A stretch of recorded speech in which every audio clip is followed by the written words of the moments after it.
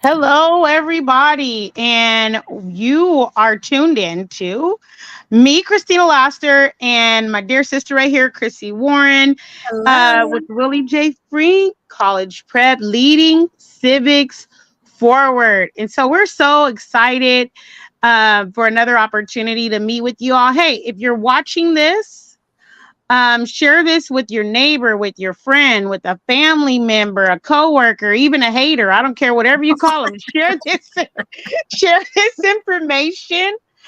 Everybody needs it. Hey, you share this with your haters and they might, think a little different, even though some people will always just be stubborn, but you just never know. I mean, lack of knowledge makes people act certain ways. And so we definitely encourage you to share this information out broadly, and invite someone, right, to tune in and watch it. I am going to drop the YouTube, as always, in the comment field for those of you who know someone that doesn't really have a social media page but wants to tune in. So, Chrissy, I'll go ahead and turn it over to you while I drop that link. Okay, perfect. Thank you so much for joining us. We did miss everyone last week, but we hope between 2 weeks ago and today that you are joining us rested and joyous, and probably no matter where you are, it's hot. So I hope you're staying cool. As you join us, please be sure to drop in the chat your name and where you're from. Also, any questions or comments you can that you have. We do want to create a dialogue as we discuss. So as soon as Christina comes back, she is going to do a little bit of review from the time before. Informed consent. Lots of great information about health and healthcare and accessing healthcare and our rights and duties within that relationship between healthcare provider and ourselves. So Christina is going to do a overview of that fantastic information that she had given. And then for this week, I'm going to go a little bit. Again, I'm going to be talking to our youngest viewers, but it will be great information for you parents and uncles and godparents and aunts and uncles to help give you language on how to talk about these issues with the younger people in your lives. So that's going to be my audience and what I'm going to be talking about when it comes to education and employment, career opportunities. So, Christina, are you ready? I am. And so I Okay. know that you guys are like, wow, we see doubles. Can you hear me? Yes, I hear you. Okay, so I hope everybody, you see, you guys got me traumatized because I'm in the middle of teaching and something happens and I got disconnected. And so that's why you're seeing doubles. So tonight you get double trouble when you see me. Okay, so I definitely want to make sure that none of my devices disconnect from this wonderful time that I spend with you all. And that's why you see me twice. And it's okay. So anyway, we're going to go over a little review and then we're going to dive in, like Chrissy said, to the overall instruction. So time for a review, right? And I wanted to talk again from the concept about power. Now, remember, the power is defined as the ability to do something or act in a particular way, especially as a faculty or quality. 2, the capacity or ability to direct or influence the behavior of others or the course of events. Okay. And if you have a question or a comment, as we said, we want to hear from you. Tell us where you're tuning in from. You can drop that in the chat. Okay. And then we have supply. Supply as in a device with mechanical or electrical energy, right? And number 4, to move or travel with great speed or force. Now, there's a personal responsibility here, right? Who should have power? I told you, ask yourself these questions. when we're thinking about power and the way that it's defined, right? Who should have power? For whose benefit should this power be had? And at whose expense should this power be had? And with that being said, we're going to go through the way that the United States is structured, governance structure, right? Always know the laws of the land and the governance structure anywhere you go.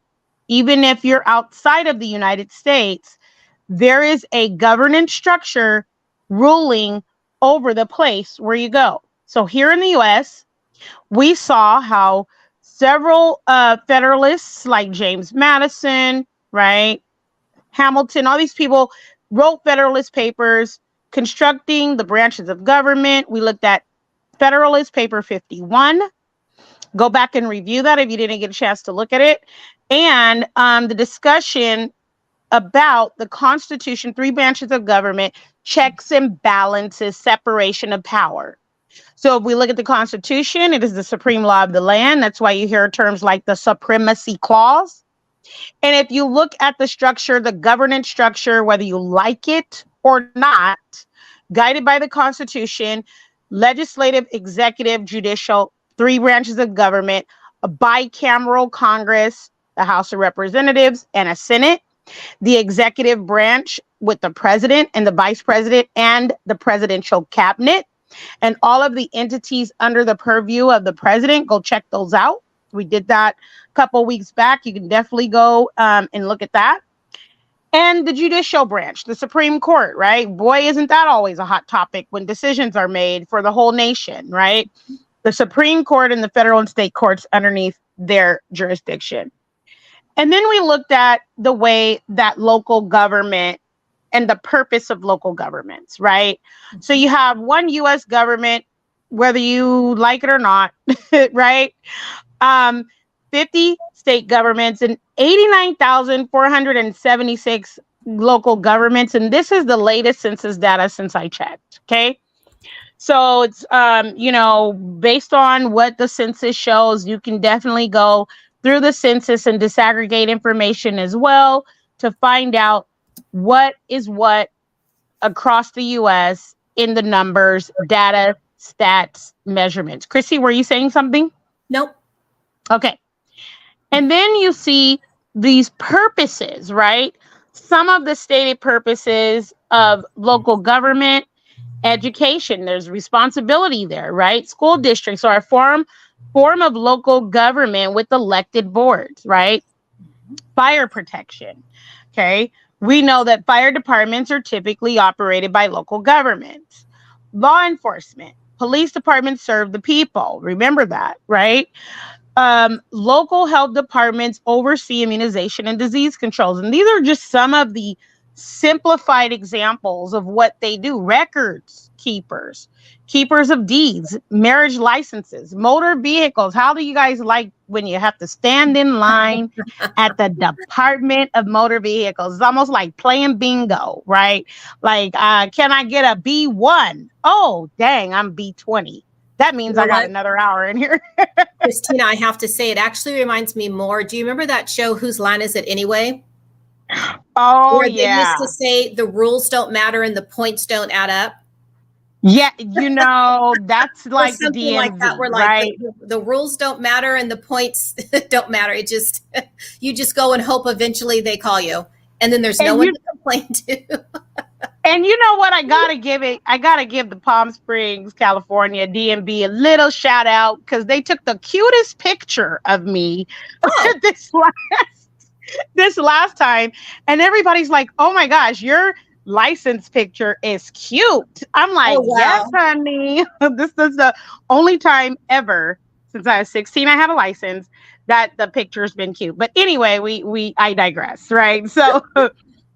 The DMV, right? And then sanitation, right? Those are provide trash and snow removal, water and sewer services, roads and park maintenance. Like, I want you as a bonus assignment to look at what the Bureau of Land Management does and who is responsible for what land, who has jurisdiction, Is it federal property or is it state property? I want you to do that as a bonus assignment, right? Right. And so we went into informed consent. Okay. And let me go back here. I'm sorry. All right. So informed consent is a principle in medical ethics and medical law and media. And I'm sorry, that should say medical. I still didn't fix that, Chrissy. Can you believe it? Medical studies that a patient must have sufficient information and understanding before making decisions about their medical care, right? So I gave you the example of if you go to the doctor and your consent process feels or looks like this, run, right? Also, if you go to the doctor and your informed consent process looks like this, it's not on target either, right? It needs to be balanced. Like, you shouldn't be confused about your own medical treatment plan. Now, remember, they call it health care. So you need to know your rights to make people care about your health. Don't assume that it's going to be automatic, because there's a lot of times where cookie cutter kind of recipes are done with formularies and things like that.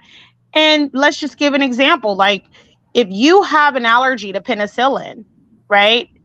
And a common medication prescribed for some type of infection is penicillin, you have to be responsible and inform your doctor. And that's a reciprocal relationship. Like, you guys are in communication. It's not one way, right? It doesn't look like this, and it doesn't look like this, and it doesn't feel like that, right?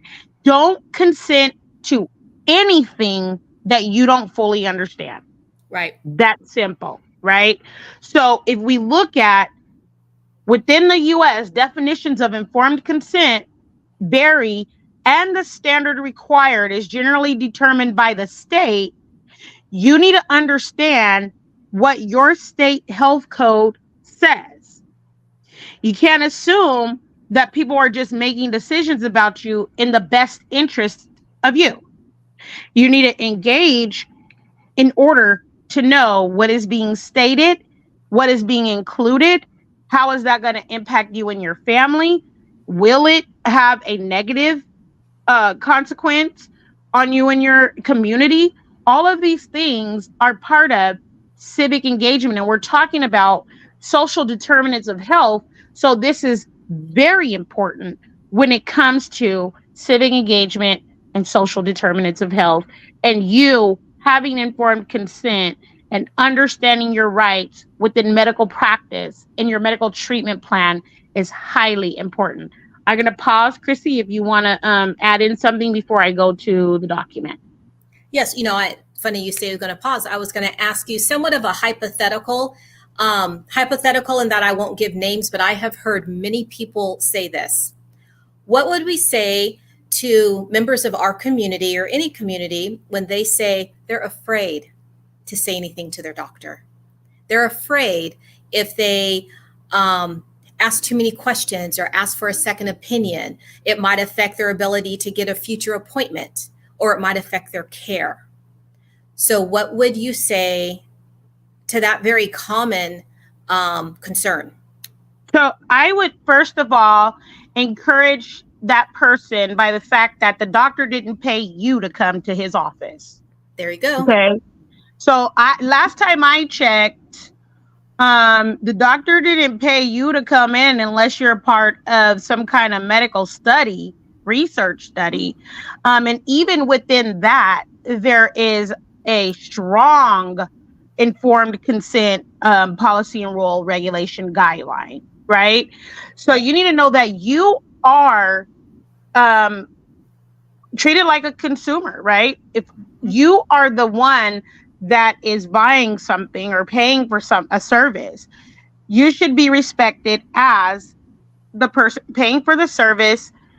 And so let's just say that first. Second of all, any doctor that you're afraid to have open lines of communication with is not going to be the best doctor to treat your body, okay, or your mind. Talking about medical practitioners, OBGYNs, Mhm. psychologists, psychiatrists, and dentists. I don't care. If I walk into the dentist and feel afraid, then that's going to increase the likelihood that I'm going to consent to something I don't really feel comfortable consenting with, right? Mhm. And I don't do that. And so I encourage you to remember your role in the doctor's role. Okay. Now, if you have a doctor that is abusing their knowledge or power in a way that you feel violates any medical ethics rules or legal ethics, report them, Right. because they're not just doing it to you. You got to start asking what makes people so uncomfortable in these titles and positions to act in a way that is unethical and illegal. Well, obviously that has been fostered and developed in that environment, and they've been allowed to get away with it. So I'm all about disruption. And even if 10 people came in before you and they were treated that way, you be the 11th that's not, and you don't get treated that way. Okay, you Yes. could be the 11th customer, and guess what? You're not going to treat me like this. Be the So last. speak up for your rights, and don't stay with a medical practitioner, mental health practitioner, Mhm. dental Dental. practitioner, any kind of person that's responsible for the treatment of your body and your mind, and, under intimidation or duress. Yes. So Thank you you for those shouldn't. empowering words, Christina. I hope that does empower our listeners to stand up for themselves, especially you mentioned OBGYN, where Black mothers have the highest rate of mortality. Yeah. So we definitely have to be empowered to amplify our voices when it comes to informed consent in our medical care.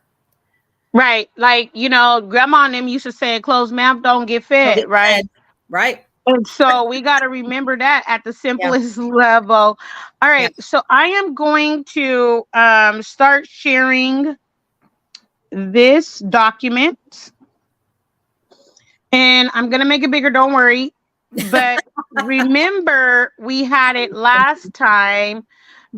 This was where we left off, right? So if you guys remember, this was where we left off prior to me losing. Uh-oh. Did I make it bigger? No, not yet. See, this didn't work out. I tried to do something, y'all, and it didn't work out. Hold on 1 second.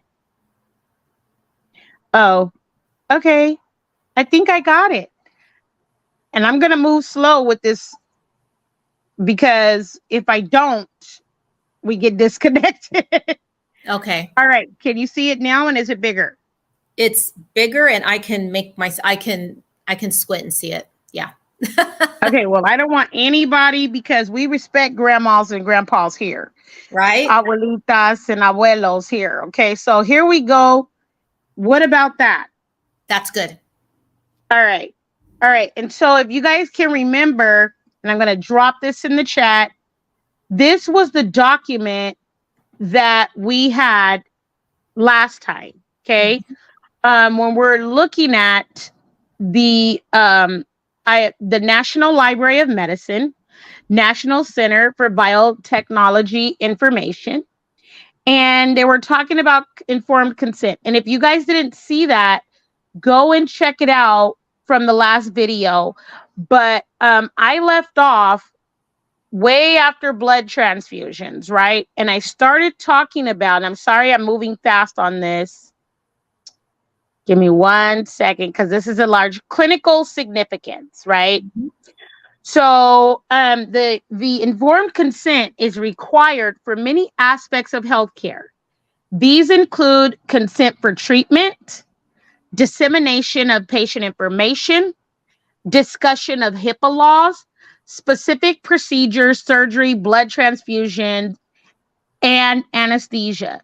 Okay.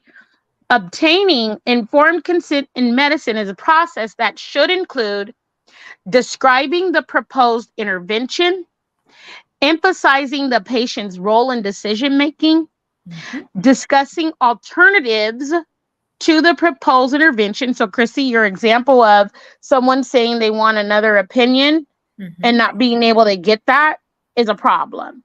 Right. Okay. Discussing the risks of the proposed intervention Yeah. and eliciting the patient's preference. Okay. The patient's Mhm. preference, usually by signature. So, discussion of all risks is paramount to informed consent in this context. Most consent includes general risks, risks specific to the procedure, risks of no treatment, and alternatives to treatment. And additionally, many consent forms express that there are no guarantees that and I'm sorry, I'm going to go back, proposed procedure will provide a cure to the problem being addressed. Okay. Patient safety is a major focus in healthcare. And effective informed consent is considered a patient safety issue. Y'all hear that? You know, I can't express enough that you need to feel safe with your medical practitioner. Right. Okay. And this policy and definition can't express it enough, right? Mhm. And so it's not just like, well, somebody told me I should feel safe. No, this is an ethical legal requirement, right? That patient safety is a priority and an issue that needs to be the major focus in healthcare and effective informed consent. Okay. So we have the Joint Commission, and I'm going to show you where to find that information at, recently addressed the challenges to ensuring effective informed consent. The emphasis of a patient signature as an indication of understanding is being called into question. Well, I wonder why. Somebody must have complained, or because of these disparate health outcomes, Mhm. right? And people not understanding what they're reading. Stop putting your name on documents that you don't understand what you're signing. Stop putting your name on documents just to rush a decision when you haven't read all of the fine print. If you get 10 pages of documents that require your signature, you better read from top to bottom all of those pages. And if a person is rushing you, Mhm. okay, to not allow for a reasonable time for you to be able to read through and process and ask, even if, there's times where I'll get a document and I say, I need to give this to my legal advisor. Right. I'm not signing it today. And if Right. you thought I was going to sign it today, and parents, this is for 504s and IEPs too. You do Oh, not have to sit in that meeting and right. sign that document right away. Okay. And I don't want, take their word when they say, this is what it says. Go ahead and sign here. no, You need to absolutely not. read to see what it says, because I know too many parents that have been surprised when they read it because their child did not receive the services that they thought they should. And it's not the same as what they were told. Yeah. And then y'all want to get on the phone and let's call Christina Laster, right? And I'm gonna help you, make no mistake about it. But I want everybody to understand the importance of reading through your documents, asking questions, making sure that whatever is being stated is clear, is accurate, Mhm. right? Don't let them say something that you didn't understand about you or your child, sign it, and then say, well, that's not accurate. Well, you signed an agreement that said you thought it was, right? And so, I really want you to be paying attention and not afraid to engage in a bold way in the signing of documents and understanding your rights, Mhm. right? So when you get a document, you need to notify the person that, or the sender, that you're not going to be returning it right away. You need time to read through it, and understand what it says, and you might return with questions. And if they seem pushy about it, then you know what? It's probably not meant for you to sign. Right. And that goes for anything: banking, housing, medical practice, education, all of the above. You should not feel like this or like this. Exactly. Okay. And so that is being called into question. The process of informed consent is shifting to focus more on communication and less on signatures. Well, that's what we're saying too, right? Studies of informed consent have found that there are many barriers to obtaining effective informed consent. One major barrier is that some consent forms contain language that is at a too high of a reading level for many patients. Okay. Use of visual and digital communication tools is being encouraged to address some of the inefficiencies. I think I'm missing some words in the process of obtaining consent. Patients, listen to this. Patients should be actively engaged as a way to enhance communication and ensure patient safety and understanding. And let me tell you this: don't let the doctors dictate what active engagement looks like. Exactly. Your comfort level. Okay. So informed consent may be waived. This is what you need to know in emergency situations if there is not enough time to obtain consent, or if the person is unable to communicate and no surrogate decision maker is available. Okay. Also, not every procedure requires explicit informed consent. You need to know what those are. Ask the doctor. What doesn't require my explicit informed consent? For example, taking a patient's blood pressure is a part of many medical treatments. However, a discussion regarding the risks and benefits of using a you know what? I'm not even going to try to say that word because I don't got my etymology eyes on today. Let's sound it out. Manometer. Okay, go ahead, educator Chrissy. Tell the people what that says. You know what? You're right. I'm going to defer to you. Okay, so this is one of those words that I encourage you to break down into syllables. And again, they use this word about higher than at my reading level, because I'm not a doctor. I've only heard of it called a cuff. Mm-hmm. I'm sitting here and I've gone probably between taking my parents and my ex and myself to doctor's appointments, probably hundreds of times. I have been near something that's taking your blood pressure, and I've only ever heard it referred to as a cuff. So, you know, the P and the H would say F, right? So we know that somewhat says phi. The S is throwing me. Sphygmomanometer.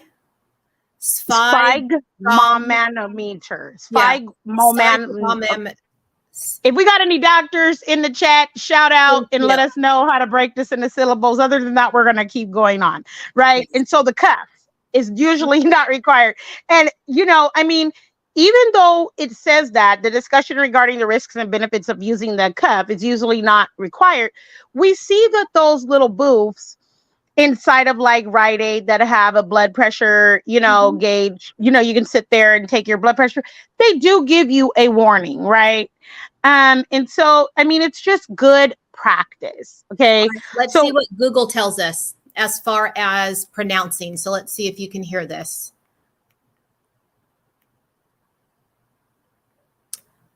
Let's see.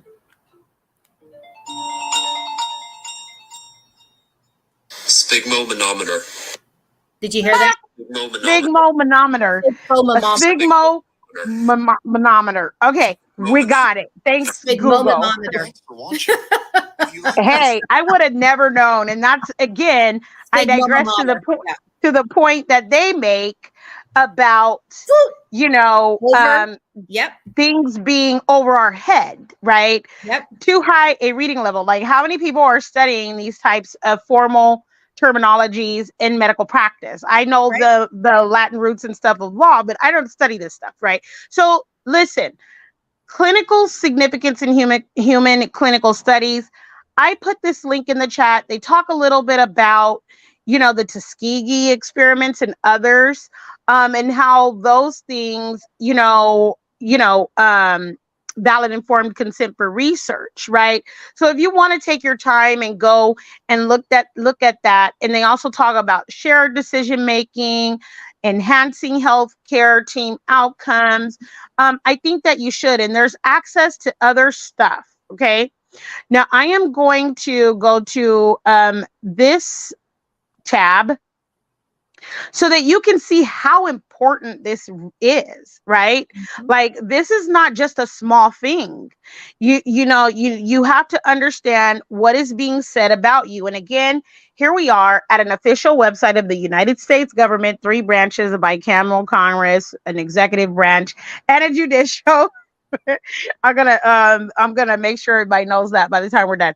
And it's the Health and Human Services, and they have a whole page of resources dedicated to informed consent FAQs, right? Facts, right?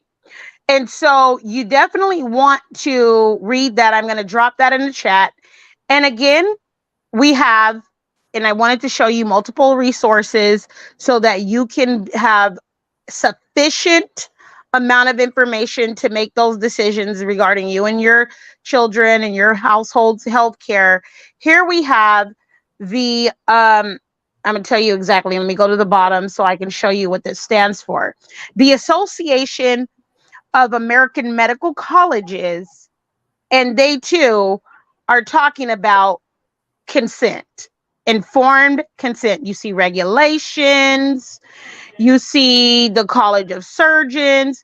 Look at right here what the Doctor of Emory University School of Medicine says. Informed consent is not just the signing of a form.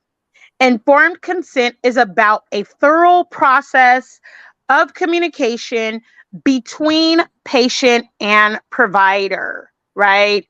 And so just know that this is being recognized as patient rights on various levels of policy and legislation and decision making entities and bodies of government. And with that being said, I'm going to leave this part of the discussion with, don't let anybody make you feel like this or this. And in order to do that, you must know your rights and advocate with them. All right. So I'm going to stop sharing right there. Take it away, Chrissy. Okay. So we're going to transition now to education and employment. How do those work together to affect our health? So again, my audience is our younger listeners, but also to give you words and tools to have this conversation with those that are younger in your life.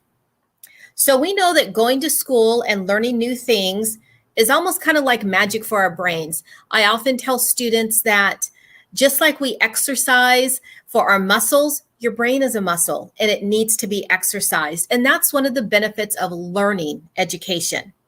Because when we learn, our brains go stronger and we become smarter. And education also helps keep us healthy. Because a excellent education is one where we learn about healthy foods, the entire process. Where does our food come from? Why is that important? How was it harvested? How was it stored? We also learn about exercise. Again, healthy ways to exercise without doing damage to our bodies, and how to take care of ourselves. Personal hygiene is not something that automatically comes to people. It is something that does need to be taught. And all of these things can help make better choices for us to stay strong and fit. Now, we can make these better choices. Remember, I said with excellent education, we are empowered with information to make better choices. And that includes occupational choices, jobs, and careers. Children School-age children need exposure to a variety of career options and paths. Technical school, even technical high school, where they learn things from culinary arts to woodworking to automotive. College, everything from a junior college, junior programs they have at junior colleges, all the way through universities and colleges where you can get your bachelor's degree, master's, doctorate. Working for the government as an enlisted person in one of the armed forces, but you can also work for the government as a civilian. And that is another viable occupational path.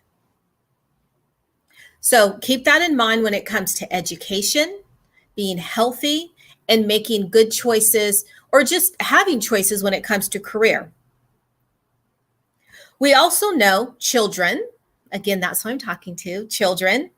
We know when to ask for help from grown-ups that are trusted, like teachers, our parents, family members, clergy, neighbors, if we're not feeling well.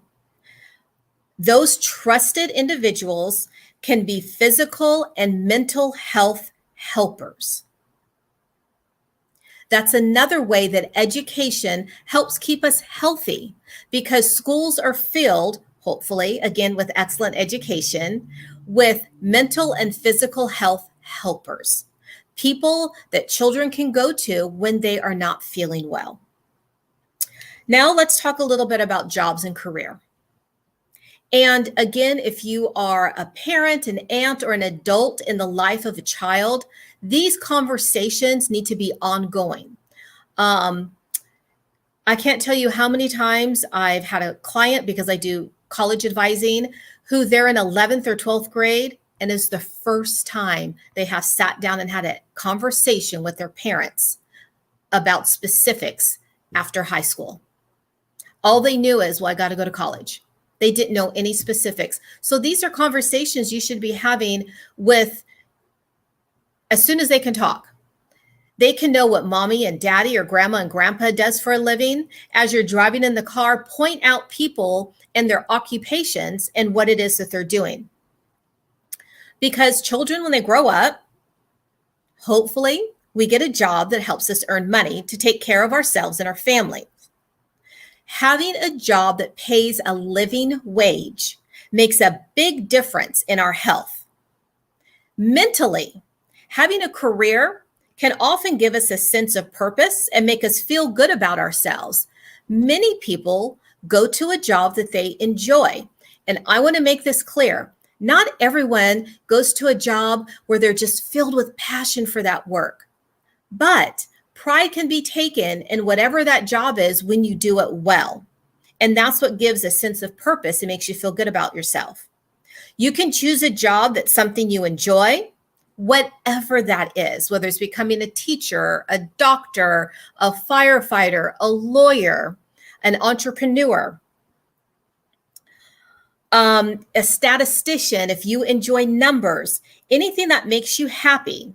And here's the caveat. Being happy leads to benefits for our health.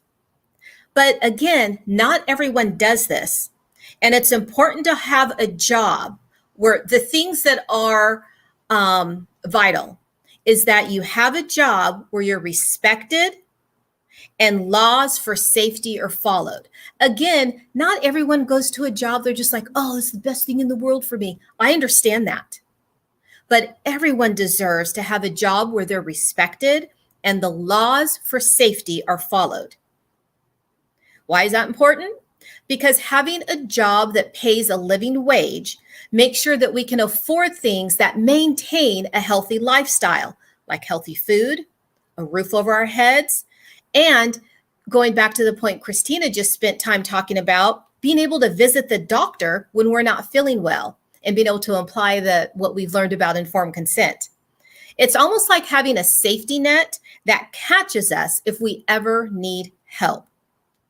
Now, let's talk a little bit about how education and employment disparities among different groups of people. Because remember, I talked about sometimes you have a job that you love and you're passionate, having a job where you're respected and laws for health and safety are followed. Unfortunately, that's not always true for everyone. So, what communities do these things apply the most or the least to, and why? So, we all have different interests and talents and things that we're good at. Well, sometimes groups of people don't get the same opportunities as others, and that's what we call disparities. So let's imagine that you and your friends love playing soccer and you want to join a team. And some of your friends have a big, beautiful soccer field near their homes, while others have to walk a long way from their house to a smaller, not so nice field. This is kind of what happens with education sometimes. Some kids have access to great schools with lots of resources, like books, computers, excellent teachers, and really innovative and inspirational programs. But there are some children that do not have access to those same resources at their school. And that is something, little plug here, that is something that Willie J. Frink College Prep will do, in that we are offering an excellent school choice. I am a firm believer that someone's zip code should not dictate their education. It should not matter where you live. You should have the opportunity for an excellent education with those really cool and neat opportunities at your school. So because of those differences, remember the soccer analogy? Some have a wonderful, great field next to them, and some have to walk a long way to a not so great field. Well, I'm sure you can figure out who's probably going to be better at soccer, who's going to have the better opportunities. That's disparity. And because of those disparity, some children, the disparities in education, some children might find it easier to learn and do well in school, while others might face challenges. Let's go back to the soccer analogy. Now, let's think about the children that just got up, walked out of their front door. Right there is a wonderful, beautiful soccer field. And that's where the game is going to be, because it's a beautiful soccer field. And the children who have to walk a long way and who have practice at these not so great soccer fields, I want you to think about, what do you think is the differences in their soccer balls? What do you think are the differences in the soccer nets? Or do you think even one may not even have soccer nets on their practice field? And how does that affect them when they go to play the game? Who is most likely to win that game? That can often be true in education and those disparities. The children that have had access to the better quality education and the tangible things like technology and books, and even things like having a comfortable education space. What do the desks look like and the chairs? Does the air conditioning work? And the heater in the winter, compared to children who are in situations where it's technology is sparse, where textbooks you have to share. It's never quite warm enough and it's never quite cool enough. Those disparities. Because of that, some children might find it easier to learn and do well in school, and others face challenges. And when it's time to find a job or whatever's going to happen post 12th grade, whether it's technical school, whether it's working for the government as an enlisted or civilian, going to a tech school, those who had the better education opportunities might have an advantage at getting good jobs with good fair pay, a living wage or higher than a living wage, being at a job where they're respected, and where laws for safety are followed.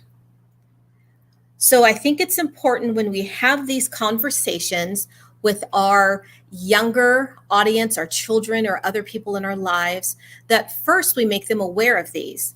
For one, if they have the privilege of going to a school with high expectations and a high quality of education.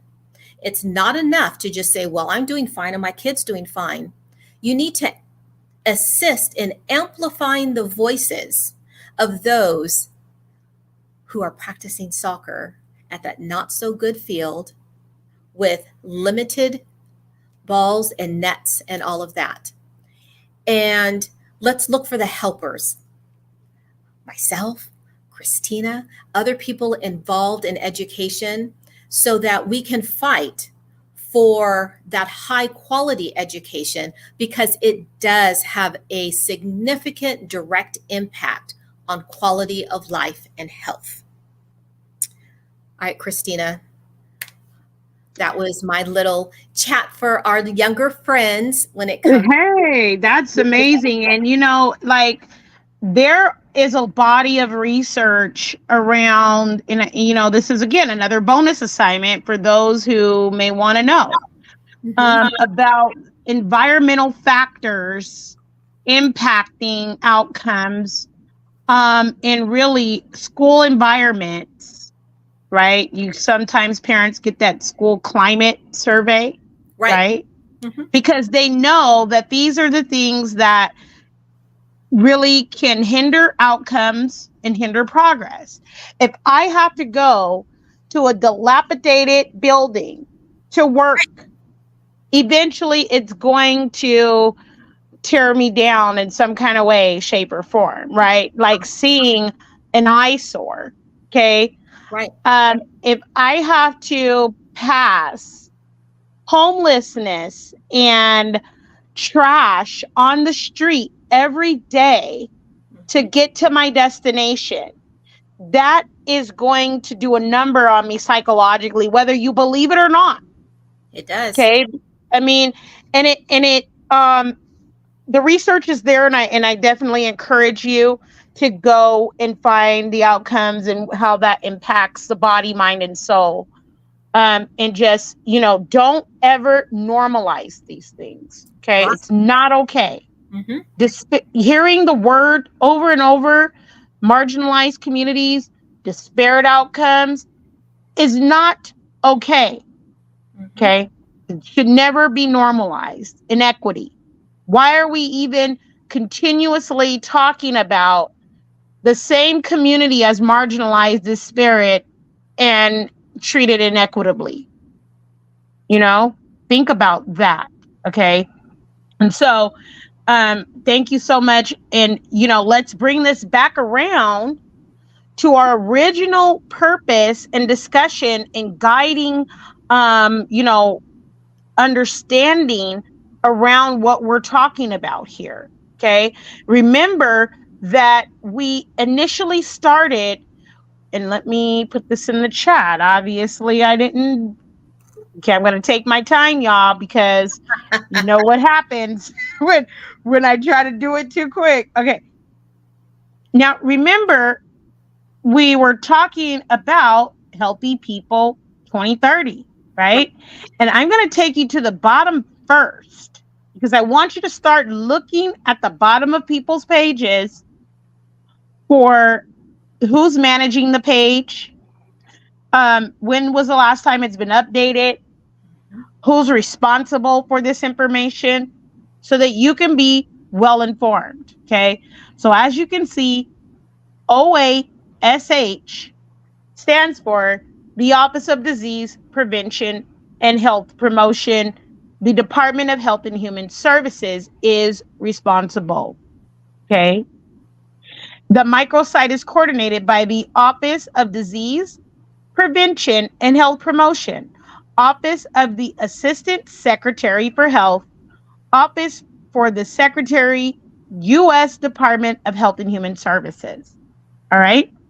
And so when we landed on this Healthy People 2030, we're able to see that the U.S. is involved in these global goals around social determinants of health, because they know that they have a major impact on people's health and well-being and are the key focus of this.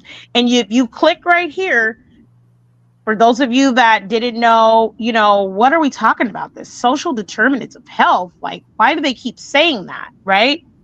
You'll see the domains and the priority areas. Okay, gives you a definition. Social determinants of health, SDOH, understand abbreviations that are being used, are the conditions in the environments where people are born, live, learn, work, play, worship, and age. That's everywhere, y'all. That's life. That's existence. Right. And it don't matter if you in your little tiny home, right, in this social, or in the car. Like, yep. Oh, that's not gonna affect me. I'm in my car. Yeah, right. It does. Okay. And that affect a wide range of health, functioning, and quality of life outcomes and risks. Okay. And these determinants of health are grouped into 5 domains: economic stability, education access and quality, which Chrissy is talking about, healthcare access and quality. I talked about that with informed consent, neighborhood and built environment, social and community context. Okay. So I'm going to drop that in the chat and I want you to be paying attention. But I wanted to share also with you, again, y'all know I like being all up in the government's business, right? Because if they talking about me, I want to know, and you, I want to know what is being said. Is it accurate? And what is the plan? What is about to happen? And so here again, we're back at the National Library of Medicine, National Center for Biotechnology Information. What you should research. What is biotechnology? Christina, what are you saying? Right? No, what are they saying about you is what you need to know. Okay. And so here we are again at another review on the relationship between education and health. Why are these people studying this? Because it's that important. Right. Okay. Reducing disparities through a contextual approach. Okay.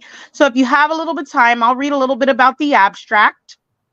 And maybe, a couple of the conclusions, but if you have time, research, inquire, and study about these things. Know who is responsible for the decision-making processes around your health, educational attainment, economic workforce development, housing. Those are the people that you're going to need to advocate and engage with. Now, let me tell you this. Advocacy, you don't got to pay to do that. You got to pay to keep, your resources, on in order to reach out. But you can go in person to elected officials' office. You can call them on the phone, send an email, and guess what? That doesn't cost you a cent. And as a matter of fact, you have the right to do that as a taxpayer and a citizen. That doesn't affect. Okay. So I want you to get that in your mind. All right. Now, adults with higher educational attainment live healthier and longer lives compared to their less educated peers. They just told you that you might not live that long or healthy if you're less educated. Why? Because everything around you is codified. You see symbols, you see warning signs, you have everything needs to be read. You have to be literate and numerate in a codified society that operates off a system of codes. That's why it's called the U.S. Code or the Code of Federal Regulations. Get it? And in order to understand this governance structure and the rules that are being set forth. All right. These the disparities are large and widening, y'all. Large and widening. We posit that understanding the educational and macro level context in which this association occurs is key to reducing health disparities, improving population health. In this paper, so you'll know what it's talking about, we briefly review and critically assess the current state of research on the relationship between education and health in the United States. We then outline 3 directions for further research. And we extend the conceptualization of education beyond attainment and demonstrate the centrality of the schooling process to health. We highlight the dual role of education as a driver of opportunity. Yep. You hear that? Yep. A driver of opportunity, but also a reproducer of inequality. Yes. So, Chrissy, you are saying don't just embrace the privileges for you, go back and fight for someone that's less fortunate. Right. Right? Yes. So, and when we end, I have several other ways that we can do that. Me too. We're going to share some strategies with y'all. We're not just here to, say do this and do that. No, we're teaching self-determination. Exactly. And community well-being. Okay. Mm-hmm. We explain the central role of specific historical, socio-political contexts in which the Education Health Association is embedded. Okay. Yes. This research agenda can inform policies. What are you talking about? Policy and legislation. Yep. How to advocate and inform. Here it is. And effective interventions to reduce health disparities and improve health of all Americans. Now, look at the key words. Education, health, U.S. adults, causality, social context, policy. Here is an urgent need for new direction in education, health, research. Okay. And they start out with Americans have worse health than people in other high-income countries and have been falling further behind in recent decades. This is partially due to the large health inequalities and poor health of adults with low education. Understanding the health benefits of education is thus integral to reducing health disparities and improving the well-being of 21st century populations. Despite tremendous prior research, critical questions about the education-health relationship remain unanswered, in part because education and health are intertwined over the lifespans within and across generations and are inextricably embedded in the broader social context. Okay, so look, education is so important that it impacts your health, mind, body, and soul. Mind, body, spirit, soul. Listen, wherever your mind is, the rest of your body has to follow. If I have a thought about going to the store, how am I going to make my body go to the store? Right. And that's how important this connection is. So there's a thing that I say to parents all the time: never keep your child in a failing school, right? Because you don't even recognize immediately the harm, lifelong harm, generational harm that is happening while they're being mistreated and miseducated in that environment that isn't conducive to them thriving. Okay. If I want a koi fish pond, I'm not going to put a koi fish in a beta cup. That would stifle their growth and their ability to thrive, right? I'm going to give that koi fish, and I'm just using this term because, it's simplified. I'm going to give that little koi fish the best opportunity, and I want to see them grow to their biggest size and their fullest potential and live a long life. If I invest all of this stuff into a pond that's beautiful and, has all of the ecosystem things that the koi fish need, right? Right. I'm not going to put them in a little plastic beta fish cup and hope that they thrive. Right? And then turn around and blame them for not thriving. And then turn around and blame them. But we can blame the person that put them there. Right. And kept them there. Okay. And so I want us to be cognizant and aware. I want us to be aware of what we're saying to our children when we're complaining that they're not learning anything, or they hear us year after year fighting against certain things, but take them back to the same place that's doing this stuff. What are you teaching them? What I think you and I both are advocates for parent choice. And we have exercised our choice as homeschooling moms. And it breaks my heart every time I would have a parent come to me, January, February, horrific things, racist teachers who refuse to follow IEPs, where their child's mental health was catastrophically impacted. And to hear a parent say, we're just going to finish the school year. Yeah, you know, you're taking them to the edge of the cliff. Yes. And they're and help, and they have one leg where they're about to fall over. That's the best. And I mean that. I mean that, and I don't mean it in a I don't mean it in a sarcastic way. I'm serious. You're taking your child to the edge of the cliff, and you're not. It is not safe. And they'll say, I'm going to go on your analogy, Christina. Then they'll say, but they didn't fall off.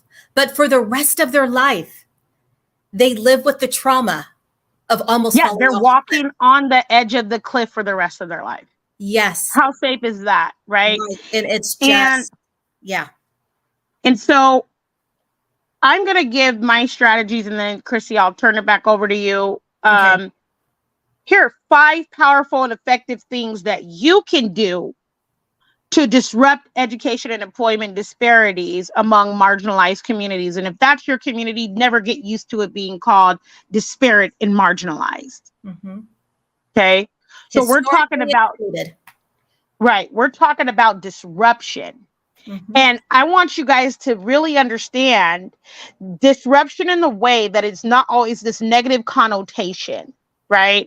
A lot of people taught you in school that disruption was negative. You'll get you're going to get suspended for that. Right. For disruptive behavior. That's a check right? box. Yeah. You get in trouble. You get sent to the principal's office. And guess what? The most disruptive people have a whole business practice off of disruptive innovation. Look it up. Okay. Disruptive innovation is a business concept whereby entities have to enter the market disruptively and in a certain way in order to be able to be the next business fad. Let's just call it that. And so there are conferences on disruptive innovation, breaking through. Okay. So start looking at that word disruption in a more sense of innovation and creativity. Not what you have been conditioned to believe, which is something that is harmful. No, disrupt the status quo in your mind first, and then go out and practice. Okay. So we have this advocate for equity. Number 1, become a champion for equity and demand justice in both educational institutions and workplaces. Advocacy involves raising awareness about the disparities faced by marginalized communities and encouraging discussions and pushing for change in policies and practices that contribute to these disparities. Okay. Number 2, mentorship programs. She Power is one of them, right? There's tons of things that you can do and get involved in to help a kid learn how to read and write. Establish these initiatives where successful individuals from privileged backgrounds, Chrissy, you were talking about that, provide guidance, support, and opportunities to marginalized individuals. It doesn't help to talk about, they're over there in that community and it's just bad. What helps is to roll up your sleeves and say, I'm secure in my neighborhood, but you know what? Let me go over here and make sure that they're secure too, because the kids over in this community were on a news report or wherever, and it said they were illiterate. And you know what? It is my duty, because I am my brother's keeper. If I see Black children and families failing across the nation one by one, I'm going to try to connect with them. Right? Okay. And so this could help them better navigate the system and achieve their career and educational goals. I'm helping y'all navigate the system right now. Mm-hmm. Pass it, pay it forward, share it with someone else. Okay. Yep, I'm on number 5. It looked like a 3. Okay. Capacity building workshops. Offer workshops or seminars that provide necessary skills and knowledge to these communities. These could focus on things like digital literacy, civic literacy. We're doing it right now. Right. Communication skills, leadership and entrepreneurial skills, resume writing, or navigating college applications. Community-based solutions.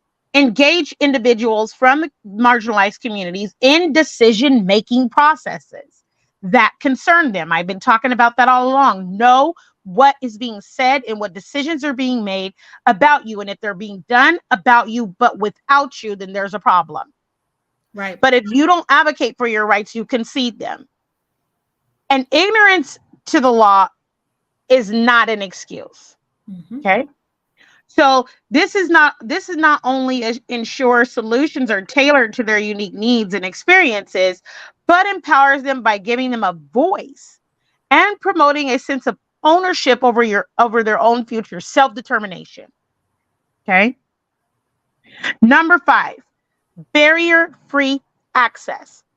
Mm-hmm. Work towards creating a barrier-free environment in institutions. This includes creating a welcoming environment for people of different backgrounds and social statuses. You know how it feels to walk into a place and you feel like you're not welcome. Right. That's an immediate barrier, right, to what you were there to accomplish. And so we need to be very mindful of places like that. And I disrupt when I'm there. And I'm not talking about like I said, the negative connotations of disruption, right? We're talking about, I'm in this situation. It feels uncomfortable and unwelcoming. How can I disrupt the status quo right now where I'm at? Mm-hmm. And put something on the minds of the people in this institution where they recognize and think about how they treat and welcome others. Okay. You can do that and it doesn't cost you a dime. Might cost you time. Time is the most valuable resource you have, right? So I can't think of a better way to utilize my time than for interceding on behalf of people and intervening. Okay. Now, one of the things that we have coming up is an opportunity for you to advocate and involve yourself, right? Mm-hmm.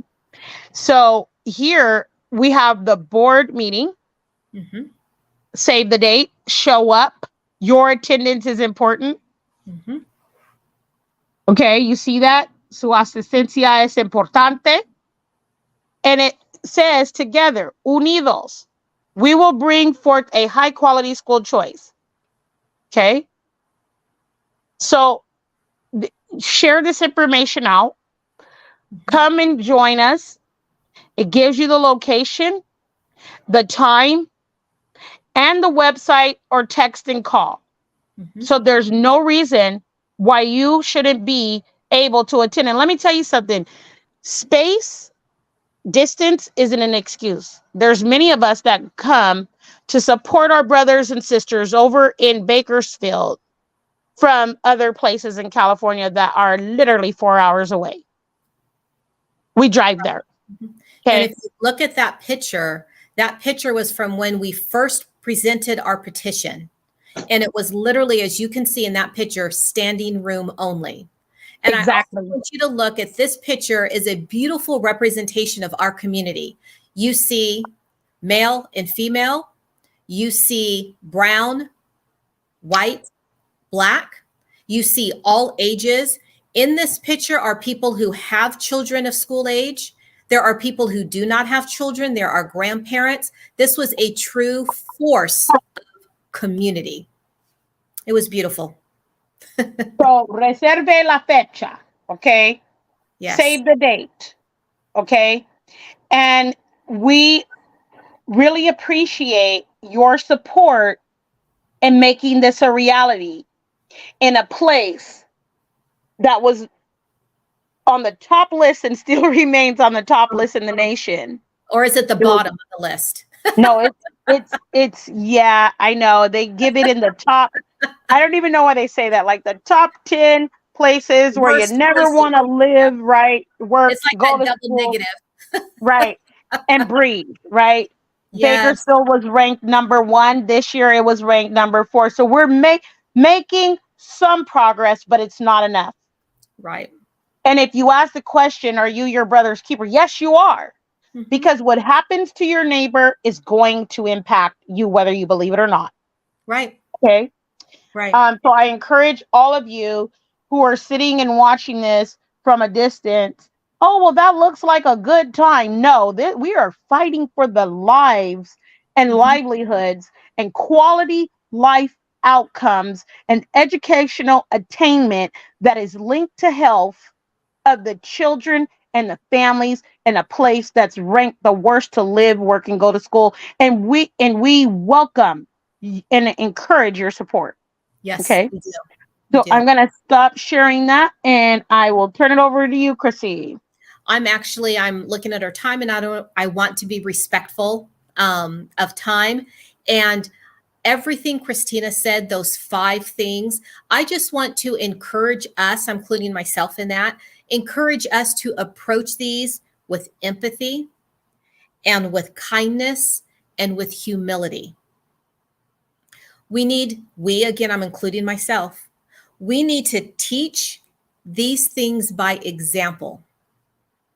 And one thing I want to encourage my community to throw off is this whole imposter syndrome. This whole thing that when we're in places of decision making or places of power, we feel sometimes maybe like we don't belong there. Yes, we do. Yes, we do. Yes, you do. And that board meeting next Tuesday is an example of that. Please do not think that you have nothing to say, that you don't have anything to add or contribute. First of all, your presence is enough. But secondly, you do matter. Your thoughts and your opinions do matter. So again, for my smallest learners, kindness, always. If you have a choice, and I understand we don't always have a choice. If you have a choice, choose kindness. That's it. It is 7:43. Christina, do I have anything else we want to add? No, I'm just gonna let the information for the meeting play for a minute or two after we leave. If you guys have any questions about what you viewed today, please don't hesitate to reach out to us on our social media pages. They're all shared in this comment field. This has been airing live from LinkedIn, Facebook, YouTube, right? And so Instagram. I posted in the Instagram story. Right. And so, various platforms that you can go and view and share this information broadly. And again, thank you. You've been watching me, Chrissy Olaster, and Chrissy Warren, leading civics forward in 2023 from the Willie J. Frink College Prep. And we hope to see you again. We'll talk to you in a little while. Bye-bye. Take care of yourselves.